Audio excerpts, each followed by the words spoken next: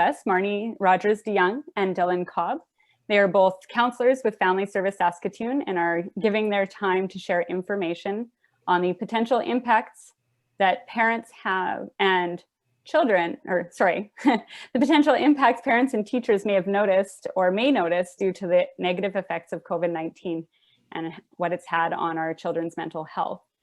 Tonight, they're going to touch on some general topics regarding children's mental health. And as well as they will share some strategies for promoting mental health in families. They will also be providing some resources for additional support, which we'll be sharing with our families through email. But before we get started, I just want to run through a couple of things that'll keep tonight running smoothly. Firstly, I think everybody's already done so, but just keep your microphones muted for the entire event because any noise, including my dog barking, may stop their mics from being heard. The presentation will run for about 45 minutes. There will be time for questions in the last 15 minutes, but if you have questions throughout, just type them into the chat window and Marnie and Dylan will try to answer as many as they can this evening. Try to keep your questions general in nature, just because they won't have time to respond to any questions privately tonight. This event will have the PowerPoint component, which should already be on your screen. It is being recorded and a link will be shared with our families, but the link is only going to be available for 2 weeks, just due to, I guess, some policy changes. I know we stated previously that it would be available for about 1 year, but I think the 2 weeks will give us enough time to write down our notes and keep them available to us, which is fantastic, and thank you for doing that. This means that when you do receive the recording, you'll be able to pause it and take notes or take pictures of whatever slides you need or anything like that. We'll share the list of resources and some of the other information discussed tonight through our emails. So you can choose to have your camera on or off. It doesn't make a big difference, just as long as your mic is muted and the PowerPoint will be taking up the screen. So there we go. That's all the housekeeping. And thank you so much for joining us. Welcome to Marnie and Dylan. Awesome. Thanks so much, Shelby, and thank you all for being here tonight. The title of our presentation is Promoting Positive Mental Health for Children and Families. So it's likely not news to anyone that COVID-19 has had widespread negative effects on our mental health and overall well-being. And of course, children have been impacted as well. So there was a recent study done by the Hospital for Sick Children in Toronto, and they surveyed parents, children, and youth. And they found that 70% of children aged 6 to 18 had experienced declines in their mental health over the last year, as well as 66% of children aged 2 to 5. So if you're noticing that your child is struggling in some ways, you're not alone and they're not alone. And some of the factors that likely contribute to this shift, which again, I'm sure we're all aware of at this point, but our regular routines have been disrupted. We're not able to interact with our friends and family in the same way that we used to. Lots of people are feeling isolated and disconnected from others. And we have less access to many of the activities that support our well-being, things like sports teams, clubs, group classes. And lots of families are feeling more stressed out, whether that's due to job loss, financial issues, online learning, or just being home together more, feeling a little bit on top of each other. So tonight we're going to talk about promoting positive mental health for children during these challenging times. And we'll start by describing some of the changes or signs that you might notice in terms of your child's well-being. And we'll suggest some strategies and tools that you can use with your family. And we'll end by discussing some resources that are available for more information and support. We'll start by talking about stress and how it affects our brain and body. So we each have a built-in emergency response system. There are parts of our brain and nervous system that take in information from our environment. So what we're seeing, hearing, smelling, and so on. And these structures are always scanning for potential dangers so that we can react really quickly if we need to. Say we're out for a nice walk in the woods and we see a bear. Our emergency response alarm goes off and our body starts pumping out stress hormones like adrenaline, which cause a bunch of different changes in our body. So our muscles tense up, our heart rate goes up, our blood pressure rises. We might notice tightness in our chest or pain in our chest. We might feel restless or on edge, or be sweating or feel very hot or flushed. So our body's going into fight or flight mode. It's ready for us to fight back against that bear or run away as quickly as we can. And this stress response is normal, and it's really important for our survival, because ideally we're able to use that energy, all those changes in our body, to escape the danger. Then our body can calm down and go back to that normal state. It can relax. But there are times when that normal emergency response system can create issues. And one is that our body doesn't know the difference between a physical danger right in front of us and a fear that we have about something that could happen, or stress that we're under because of something going on in our lives. And while fighting or escaping might be helpful when we're dealing with the bear, those are probably less helpful reactions when we're anxious about something that's going on at work, school, or home. And stressors in our environment can trigger that emergency response system, bringing up all kinds of physical and psychological changes in our brain and body. So things that are stressing us out can send us into that fight, flight, or freeze mode. I'm going to talk a little more about each of those in turn. So these are responses that we as adults can have, but also that we might see in our children as well. So sometimes when people are stressed, they go into fight mode. So they might feel irritable or moody. Maybe they seem quick to anger. They're lashing out at people around them, sometimes over what might seem like small things from the outside. So for kids, that could look like fighting more often with siblings, or maybe having more angry outbursts than usual when something doesn't go to plan. Sometimes people have a flight response where they try to avoid whatever's stressing them out. So imagine a child who's anxious or stressed about school. Maybe they complain about stomach aches or headaches and ask to stay home. Maybe they're calling during the day and asking to be picked up, or there's certain situations that they're avoiding or trying to stay away from as much as they can. And sometimes people freeze when they're faced with stressful situations. They feel numb or paralyzed, like they're frozen in fear. So they just might not know in the moment what to do or how to react, so they do nothing. So you might have had scenarios with your children where maybe something's happened and later we're talking about it and it's kind of like, well, why didn't you talk to your teacher or let me know, or why didn't you try this or that? But they just couldn't figure out what to do in the moment. They were just feeling overwhelmed. And sometimes our responses to stress, or our children's responses to stress, can turn into a vicious cycle. Like say a child's avoiding school because they're having issues with classmates. Then they start falling behind on schoolwork, so they're getting worried about that. Then everyone's fighting more at home about the homework, and so on. So if we're always in that stress response mode, it's extremely taxing on our body. It's hard to relax or rest if our heart is always racing and our muscles are tense and we're having all that adrenaline in our body. Another thing to keep in mind with the stress response system is that it's linked to our memories. So if people, again, including children, have faced any tough, scary situations in their life, like violence or abuse or other traumatic events, their stress response system may be more sensitive to potential dangers. And that's for good reason, right? They've learned to keep themselves safe by having that system on alert. But as a result, they may be spending more time in that exhausting emergency state. And this impact, these consequences of the stress response may be playing a role in just the increased mental health and decreased wellness that we're seeing in everyone after more than a year of stress living with COVID-19.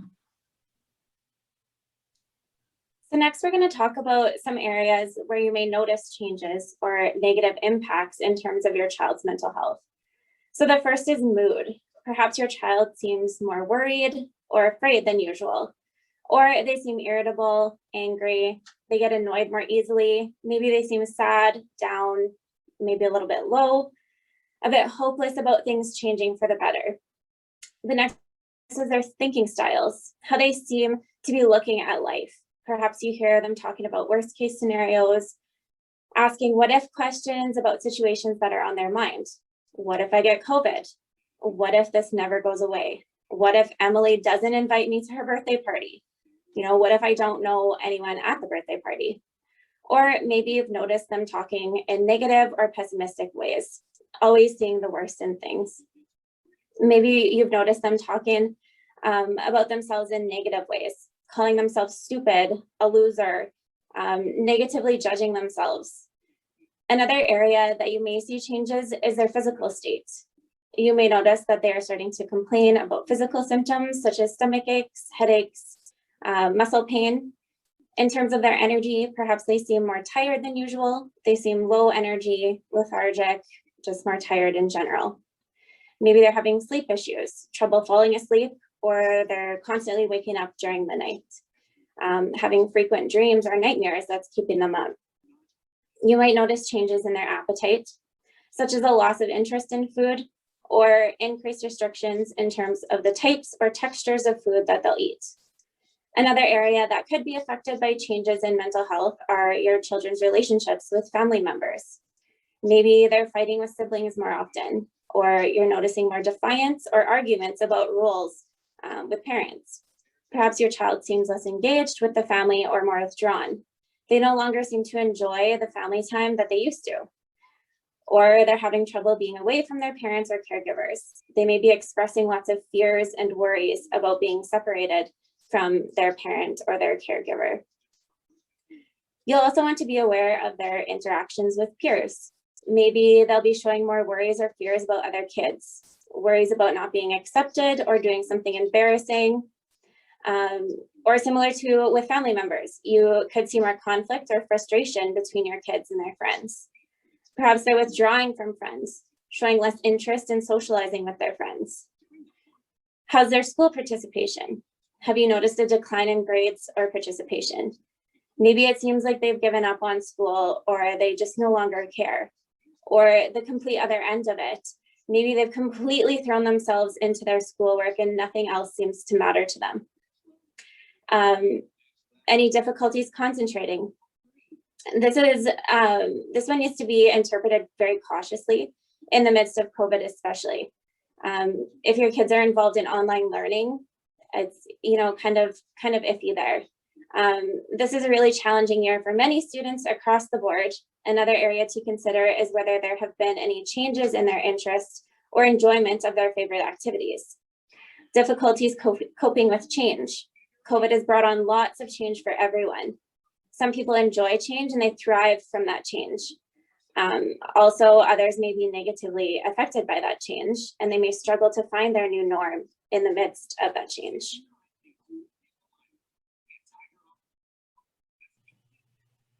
So we just want to note as we go over some of these changes that this is quite a broad list, and many children struggle with these issues at some point over the course of their development, and that might be typical or expected for their age. So for example, anyone who has a preteen wouldn't be surprised to maybe see some changes in their mood or changes in their behavior, like more rebellious behavior, things like that.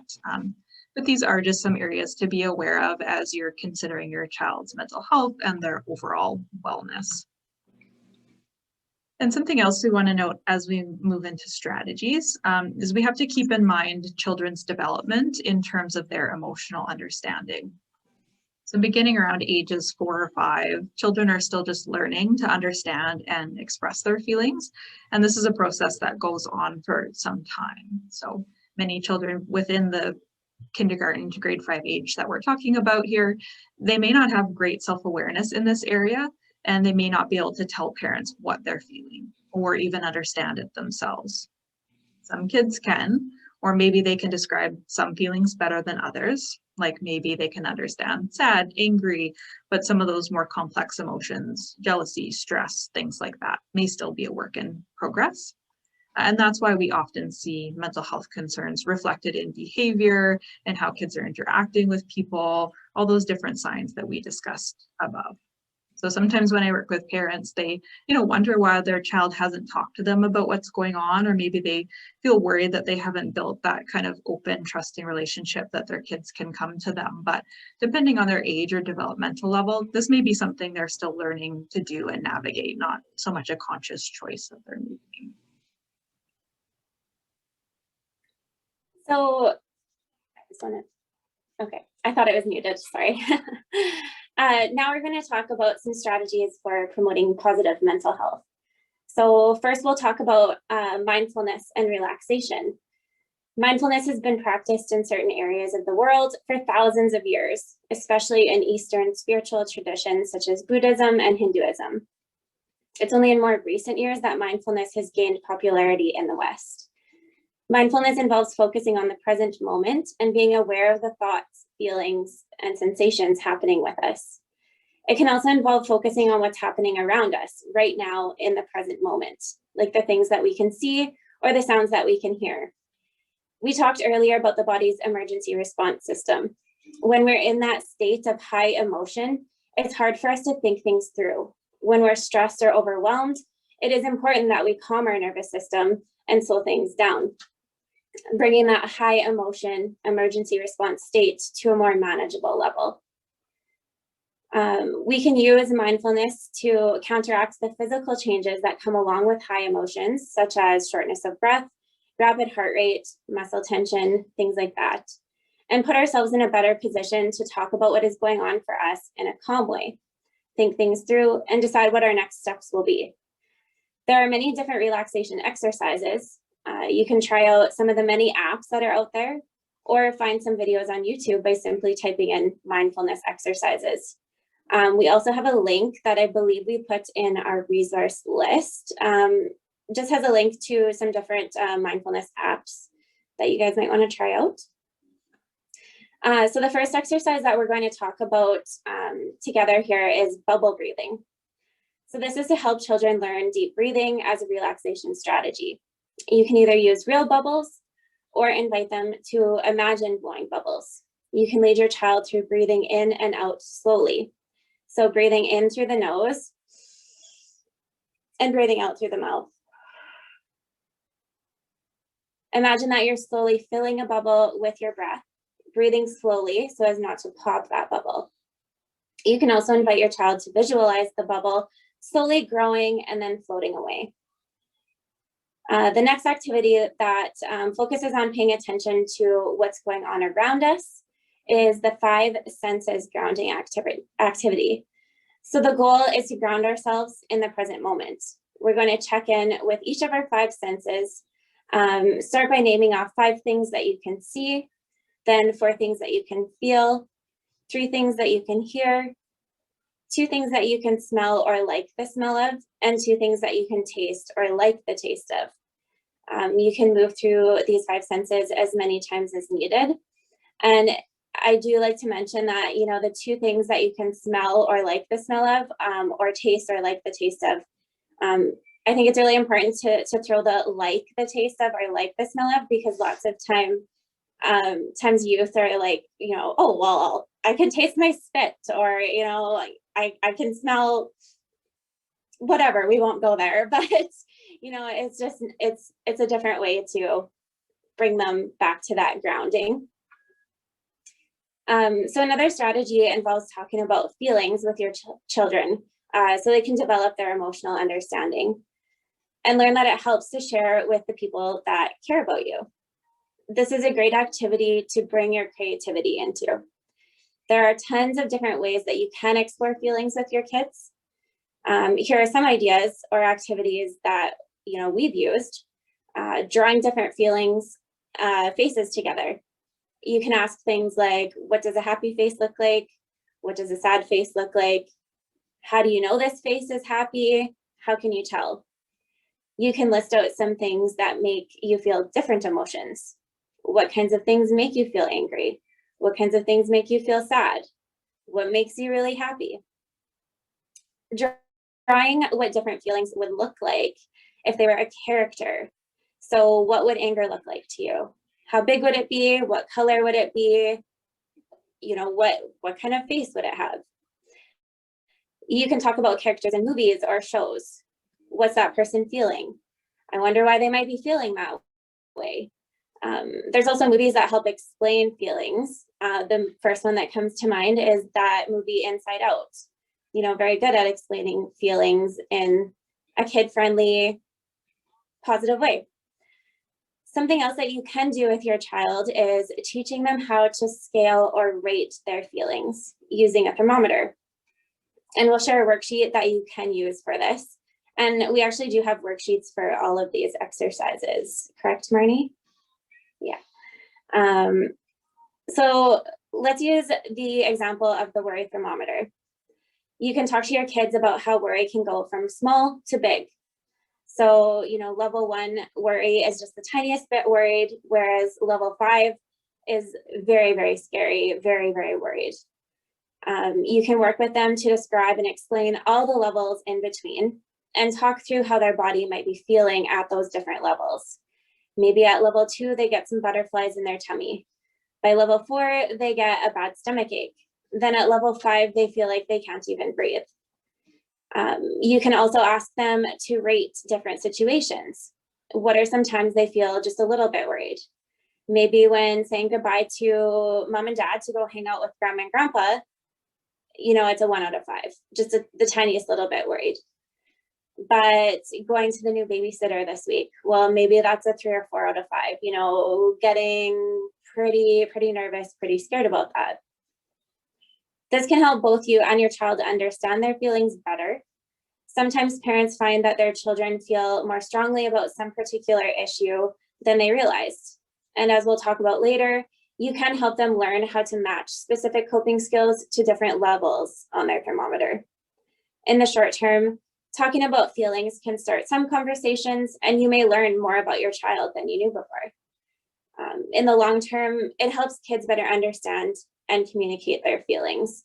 And I think it's really important to start at that young age, talking about those feelings and making sure that children know that it's okay to discuss their feelings. Sometimes people feel like it's not okay to do that, and ingraining that at a young age is a very positive thing.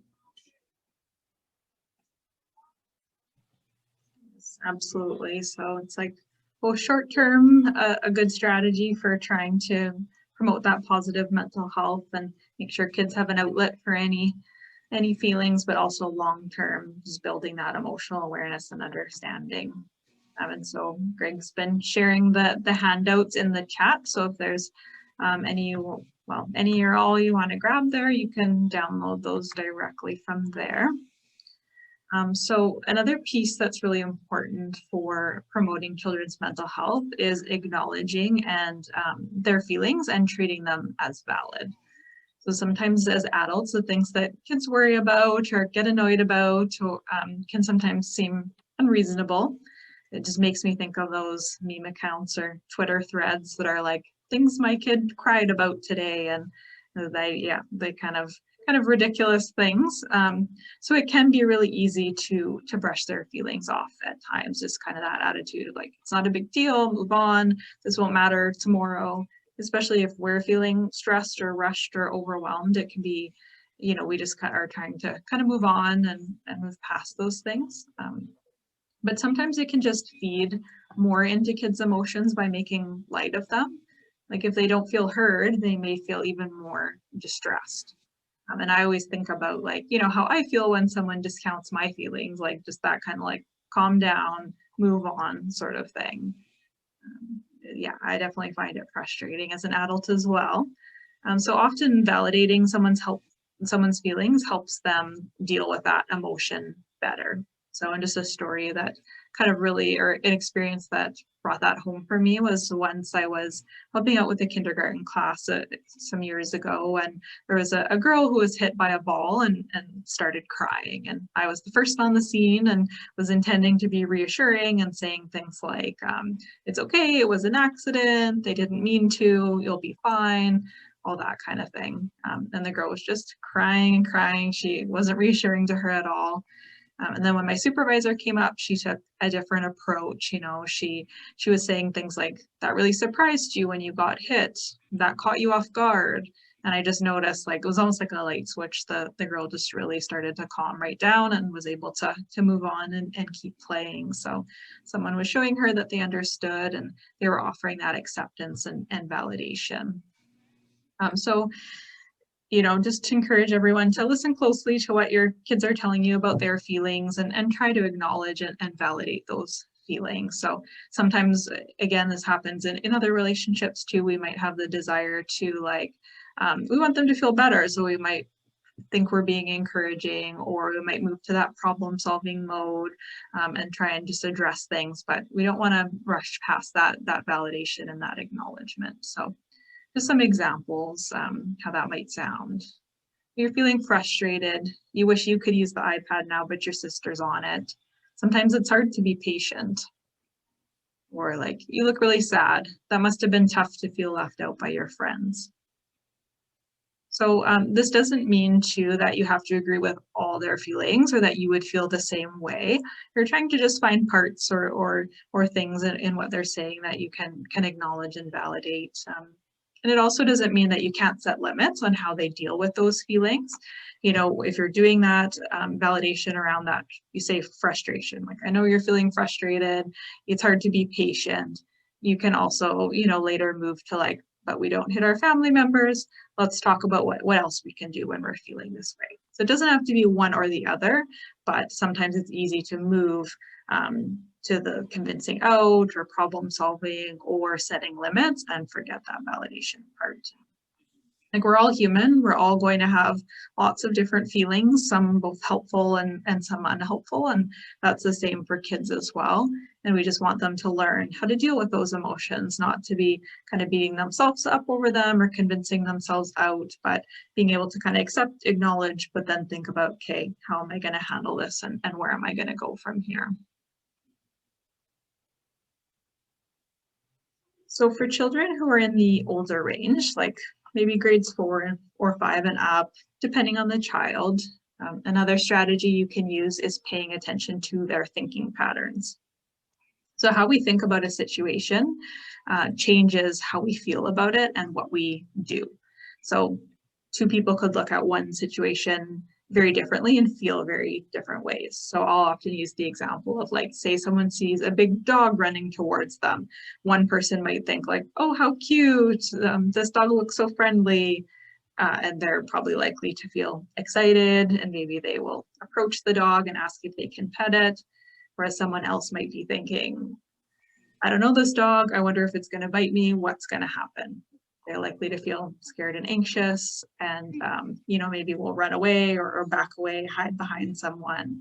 Their feelings and behavior are going to be quite different. And that's not to say that there aren't some situations. There are lots of situations we'll all likely interpret in certain ways, but there may be times where we're thinking about situations, or kids are thinking about situations in ways that might not be helpful and that are negatively affecting their mood. So one of these kinds of thinking traps that can feed into anxiety specifically is imagining worst case scenarios. So we mentioned this example earlier, but some of you might have kids, or maybe you are people who do this kind of thinking, that what if thinking. What if this happens? What if that happens? And just kind of a good reminder that, like, of course we're going to feel worried or anxious if our mind is always on those potential dangers. Or for kids who seem easily frustrated and they like things just so. Maybe they're getting stuck in a thinking pattern, like all or nothing thinking, or black and white thinking about things in terms of extremes. So that might kind of sound like, if I don't get this 100% right, it's a failure. I'm a failure. I can't do anything. Again, you can see how small frustrations, like maybe messing up their writing when they're working on homework, can feed into those big reactions if kids are thinking in that kind of way. Just to give another common example, another kind of thinking trap is like mind reading.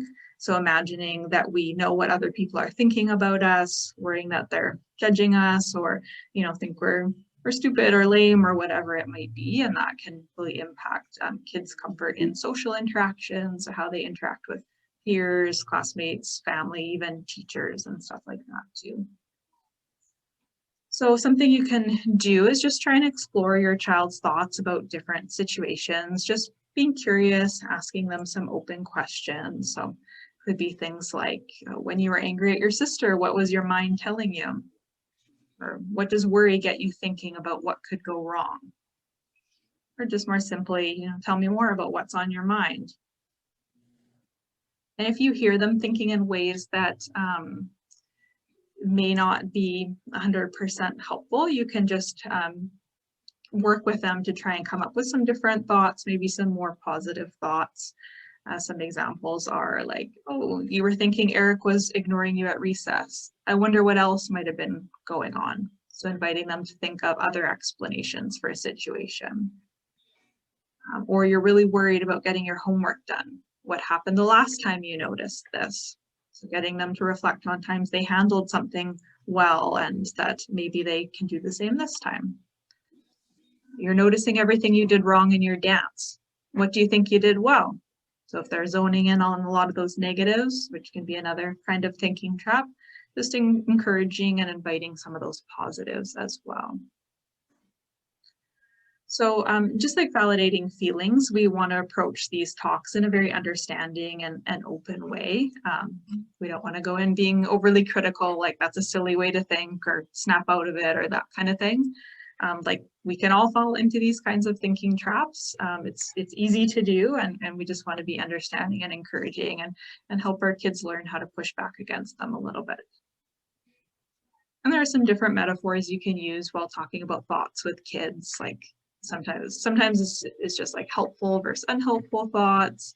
Could be like cloudy versus sunny thoughts, traffic lights, like red thoughts versus green thoughts, whatever kind of metaphor or ways of talking about things that you find helpful or that your kids relate to. So another way to promote wellness for your child is to think long term. When they're a teen or an adult, how would you like them to handle challenging or tough emotions? What are some of the strategies that you'd like them to know? What are some of the strategies that you use? Then you can brainstorm some ways to practice and model those skills for them now. Just to list a few examples of positive coping skills, using relaxation skills, like we described above. This is something that we spend a lot of time teaching people who are dealing with anxiety, anger, depression, many other issues as adults. Moving your body, doing some jumping jacks when you're feeling angry or restless, encouraging them to talk to loved ones. You could work together to create some positive or encouraging phrases that they can use in work with kids. So for some of the things that we do, we'll have them write out some phrases that they find helpful. You can do it. You're strong and brave. You've got this. And then have them decorate little cards that they can keep in their pocket or backpack. They can make a poster for the fridge, for their bedroom. You can also encourage your children to do things that they find fun or relaxing when they're feeling upset. Drawing, dancing, working on a craft, whatever that specific child really likes to do. So think about what coping skills that you want them to learn and brainstorm some ways to bring those things into your routine now. Then you can work with your kids to link those coping strategies to specific situations. Like if your children struggle with anxiety, you can make a little plan with them. If you're feeling worried, what are some of the things that you can do? Let's make a list. If your worry is a 3 out of 10, what can you do? What about if it's a 7 out of 10 or a 10 out of 10? And you can make that into something visual. Having visual stuff really helps kids remember.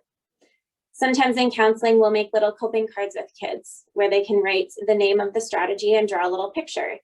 Then they can go to their cards and pick one to use, like pulling a deck of cards. They'll pull one when they feel that they need to use a coping strategy, work through that one. If it doesn't work, pull another one and see how that works. Lastly, we just want to touch on the more general things that you're doing as parents to promote your child's well-being. These won't be new ideas to you, and I'm sure you're working on them every day, but they do provide the foundation for mental and physical wellness. We don't want to underestimate the role that they play. Do what you can to make sure that your child is getting enough sleep, maybe creating a relaxing nighttime routine, like a warm bath, then some reading, doing what you can to make sure that they get adequate nutrition, some daily physical activity. If you have any concerns about these areas, we do encourage that you do reach out to your family doctor or a health professional. Some more general things that you can do. Try to create a daily routine if possible. With the arrival of COVID came a loss of routine for many families. Getting up in the morning, getting ready for school, and the drive to school ended. All families need some type of routine to establish normalcy, a way to get things done and give them a sense of security. Change can be good for children, but as we said before, change is also very stressful for anyone, especially children. Having a consistent routine can offer children that sense of normalcy. You could have set times for meals, set bath time, set school time with planned breaks if you're homeschooling. I know homeschooling is very, very tough. So, putting some structure into it can maybe help children with that change. Spending time together as a family, doing things that you enjoy together, bonding with your kids and building that sense of closeness, providing opportunities for safe socializing when possible, going for distanced walks with other friends or family, distance picnics. It's getting nicer out. We'll take advantage of this, hopefully forever warm weather until fall.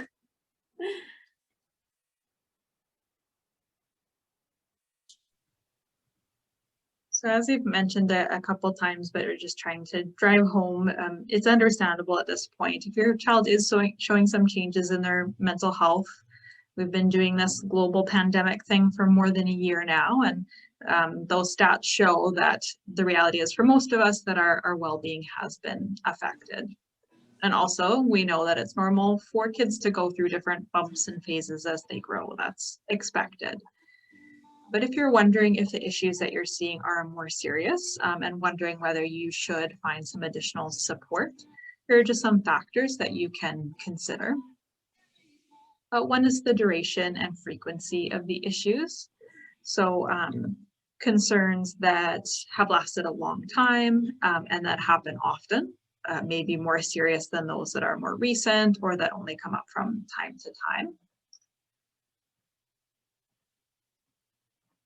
And then also, we want to think about how this relates to our child's age and developmental level. So, maybe tantrums or certain behaviors or emotional outbursts that we're seeing when a child is 2 versus when they're 8, we might evaluate those things a little bit differently. And pay attention to the intensity of the issues. So if they're dealing with worries, do they seem more mild, or are they getting quite intense and seem to really go above and beyond the situation at hand?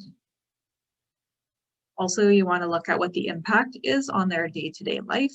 So maybe, if they're having real difficulties at school because of the issues, having trouble with everyday routines like family supper, homework, bedtime, all that kind of thing, you're seeing that their relationships with friends have suffered.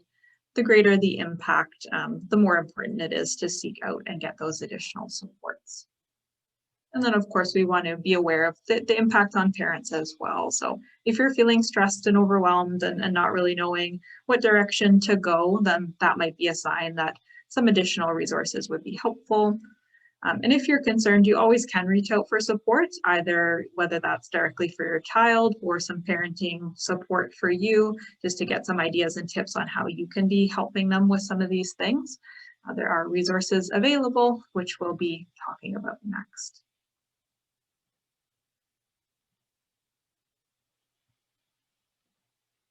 Dylan, you're just muted, sorry. Good?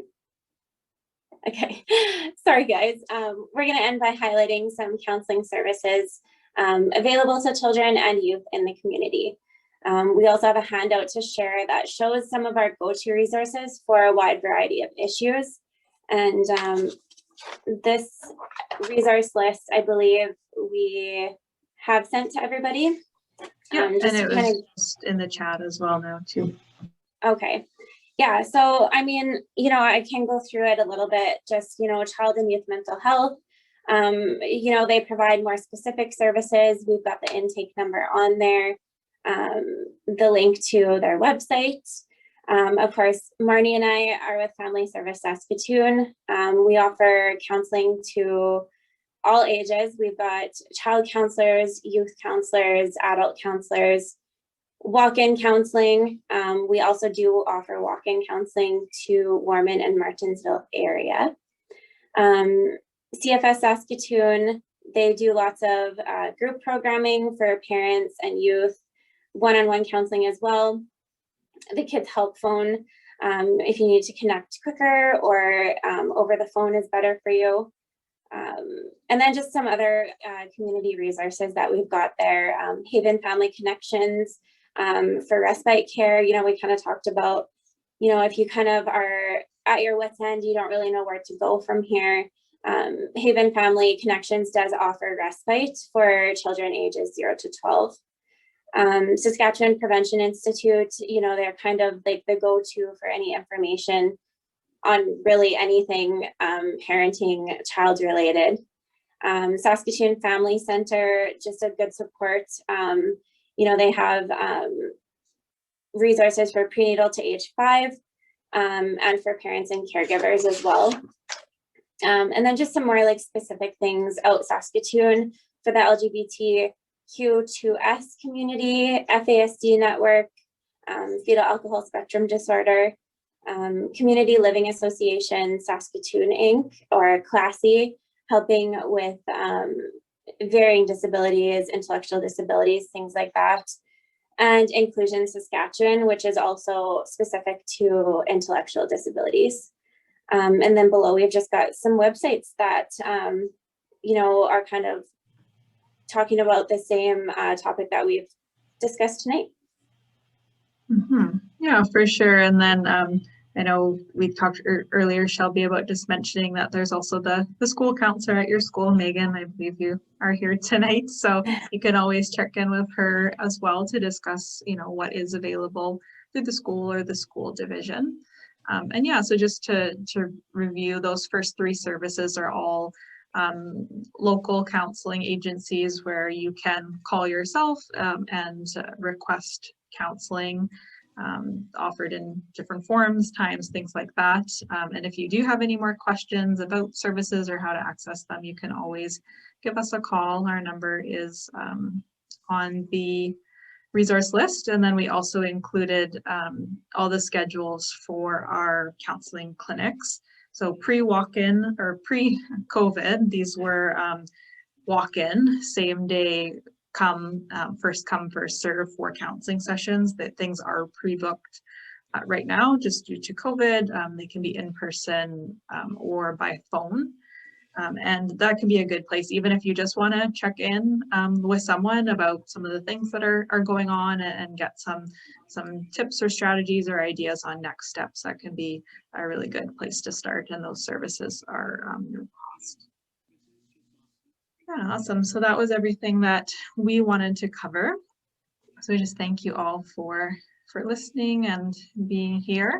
And then I guess we will open things back up for questions.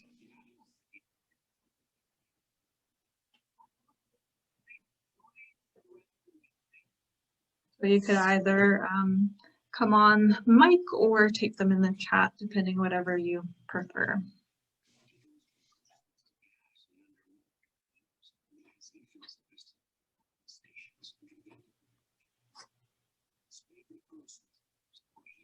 I guess I have a question. Yeah. In regards to the counseling services you offer at Legends and Martinsville Clinic, do you find that most weeks you are full, or do you tend to have some openings? You know, do you find it's very, very busy for you? I guess is a big question. Good question. From the last few weeks, I think, Dylan, you've been pretty busy in Warman. I've been pretty quiet in Martinsville, so definitely if you try one and it's doable for you to either do by phone or come to the other location, give a call to the other one as well. But yeah, we have had some openings for sure. Mm-hmm. And just a reminder that, yeah, for both of those walk-in clinics, we do offer phone, Zoom, and both of those clinics we can do in person. Which is really nice to pick either or. We find that some people really like the anonymous side of phone, but some people still feel like, you know, they need that in-person connection to help them through whatever it is that they're coming to us with. Yeah, and masks are required, and we have spaces where we can stay 6 feet apart, but it is possible to do in person. Any other questions or comments or anything?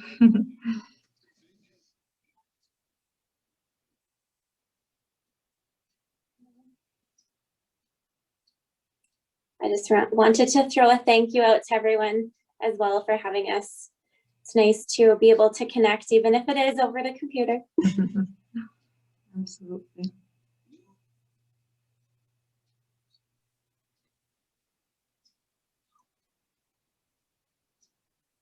Well, yeah, we can, sorry, go ahead, Shelby. Oh, I was just going to say, it doesn't look like we're rushing to the questions. So I guess if there are further questions, it was really fantastic of you to give us the list of resources and people we can contact. And I know, as you mentioned, Megan had mentioned, even contacting our school counselors or looking into what the division has for our kids is always beneficial as well.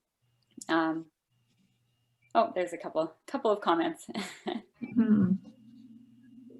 But I do want to say thank you very much for taking the time to do this for us. We really appreciate it. And if anybody missed the mention regarding the recording, basically what will happen is Marnie and Dylan will take a look at the recording and get everything set up, and then they will be sharing a YouTube link with us so that we can share with our families for up to 2 weeks, I believe, from the post date.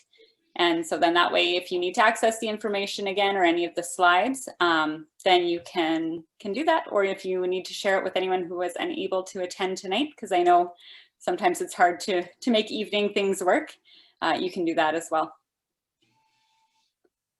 So I don't know if you have any more things to mention or if Greg has anything to mention, but again, thank you. Yeah, and we'll stick around for a little bit if anyone does want to stay and ask any more questions. But other than that, yeah, thanks again and hope you enjoy the rest of your evening. Thank you.